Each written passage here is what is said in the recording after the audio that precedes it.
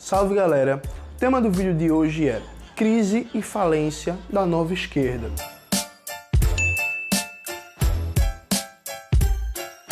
É muito comum na atualidade a gente ouvir o discurso na boca de líderes políticos, intelectuais, jornalistas, de que a esquerda precisa fazer uma autocrítica dos seus erros do passado e que é necessário fundar uma nova esquerda. É necessário o novo, a novidade, fazer diferente do que no passado. Esse discurso é muito curioso, porque embora ele tenha um fetichismo pelo novo, ele deixa de considerar que esse tipo de ideologia não é bem uma novidade recente.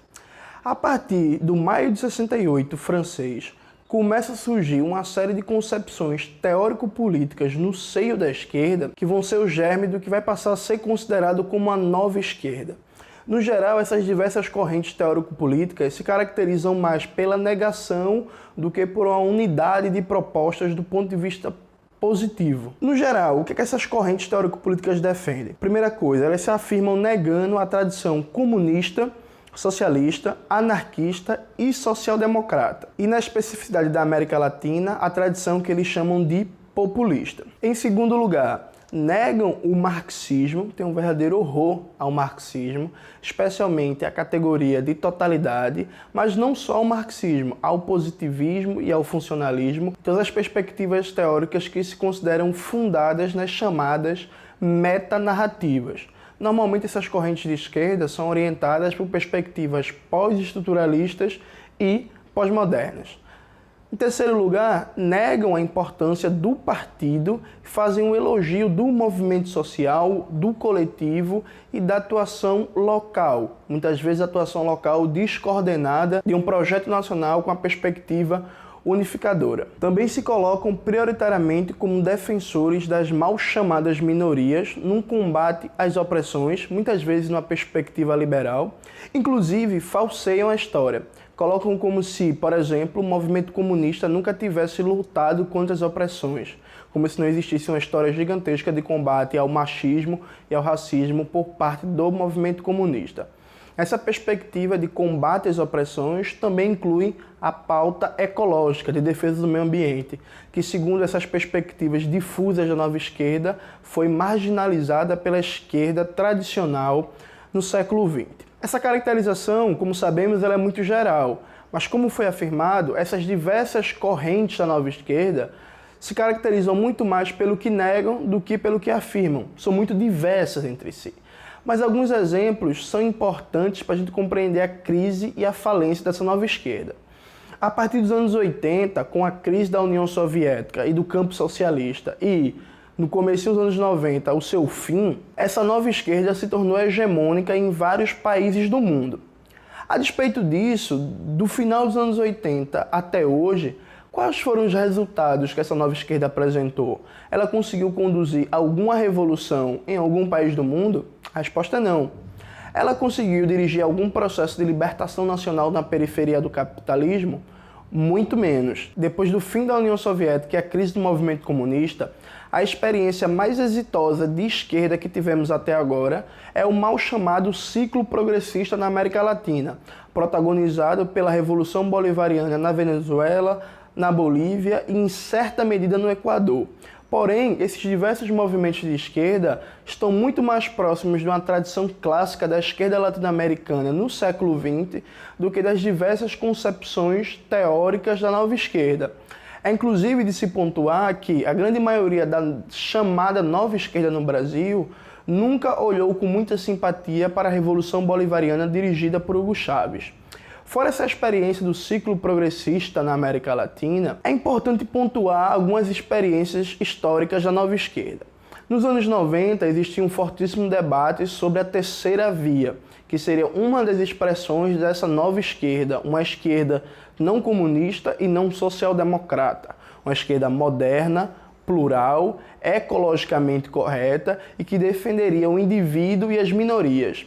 Nesse período da história, o sociólogo britânico Anthony Giddens era um dos principais teóricos e formuladores dessa perspectiva, e Tony Blair e Bill Clinton seriam exemplos dessa terceira via da nova esquerda. A história mostrou, porém, que Bill Clinton e Tony Blair não tinham absolutamente nada de esquerda e rapidamente os teóricos da terceira via foram desacreditados e muitos deles, como o próprio Anthony Giddens, simplesmente pararam de falar no tema. Depois disso, surge como febre mundial uma onda de novos partidos socialistas que seriam modernos, adaptados à nova esquerda. O PSOE da Espanha, o PASOK da Grécia e o PT foram os principais atores desse momento histórico.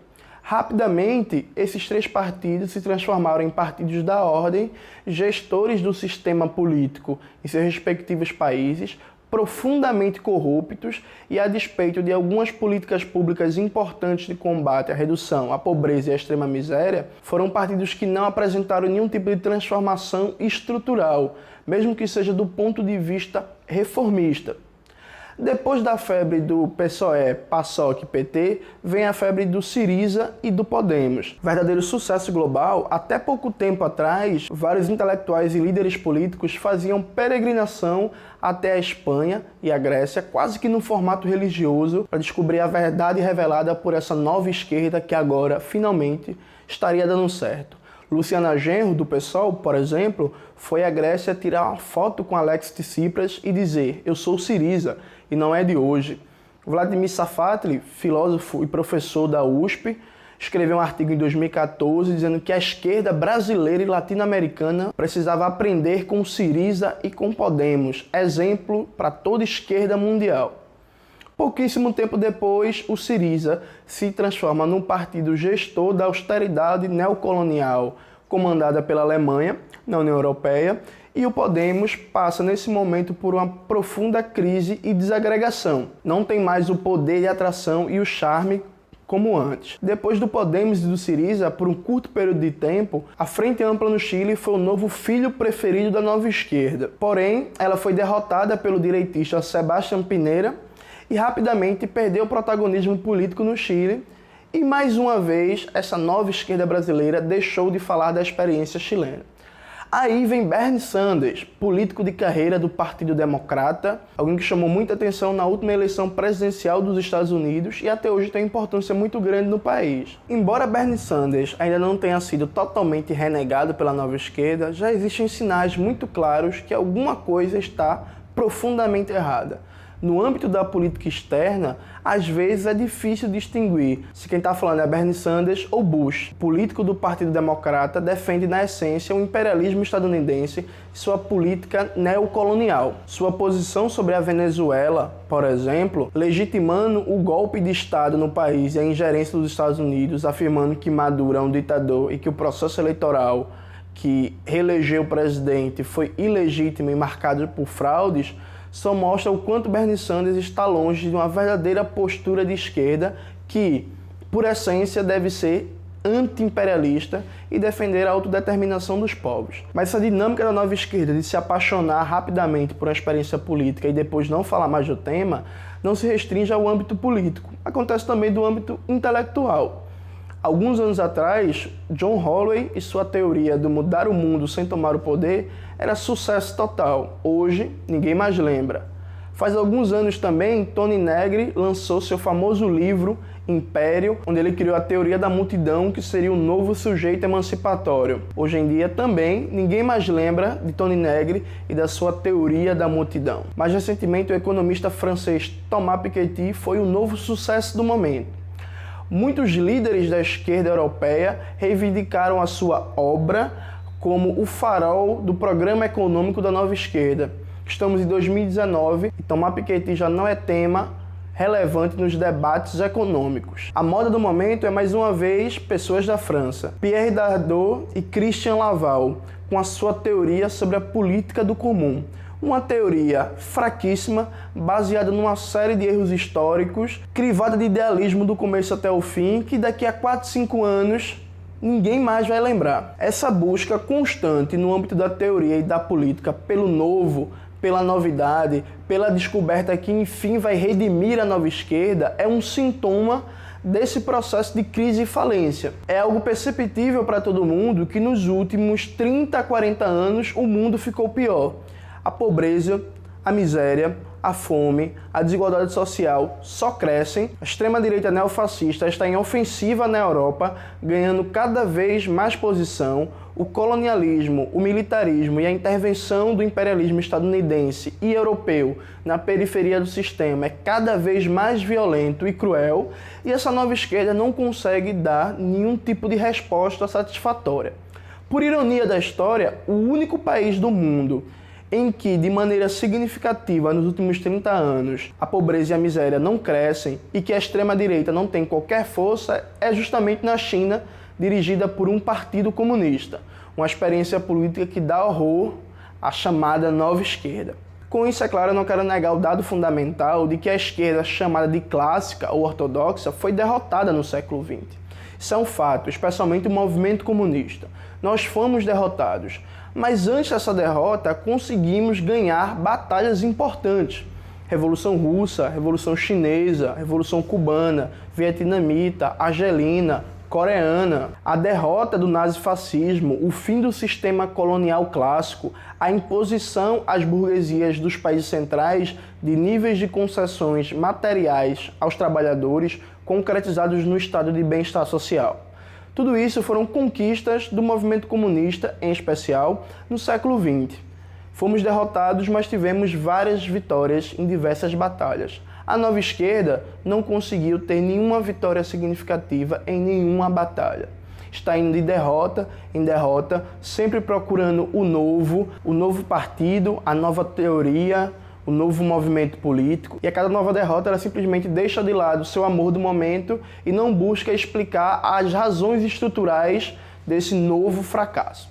O que nós precisamos de verdade é um balanço crítico e científico da experiência histórica da esquerda no século XX, analisar com seriedade onde erramos, por que erramos, onde acertamos e por que acertamos, e construir, sim, uma nova esquerda, mas não a nova esquerda que parte de uma negação nihilista e abstrata da nossa experiência histórica. Uma esquerda pautada nas nossas melhores experiências e que saiba, de maneira criativa, dar resposta aos novos desafios. Enfim, nós precisamos de um leninismo do século XXI. Porque na história do movimento operário, nenhuma corrente teórico-política conseguiu ser uma arma tão eficaz na luta pela emancipação humana que o leninismo. Seja na periferia do capitalismo ou nos países centrais, o leninismo continua até hoje insuperável. O que precisamos é atualizá-lo, adequar as condições concretas de cada país e de cada região, pensar concretamente os nossos problemas, mas dentro de um horizonte teórico que até hoje é o que de mais avançado nós conseguimos produzir. É isso, galera. Espero que vocês tenham gostado do vídeo de hoje. Não se esquece de se inscrever no canal, curtir, compartilhar o vídeo, ativar o sininho para ser o primeiro a receber as novidades do canal. Também não esquece de acessar o Revolu Show, que é o melhor podcast em linha reta da América Latina. Qualquer dúvida que tiver, sugestão de temas de vídeo, coloque aqui nos comentários. Pode comentar lá no Instagram, o Instagram é Jones Manuel. Chega lá e a gente dialoga. E até a próxima!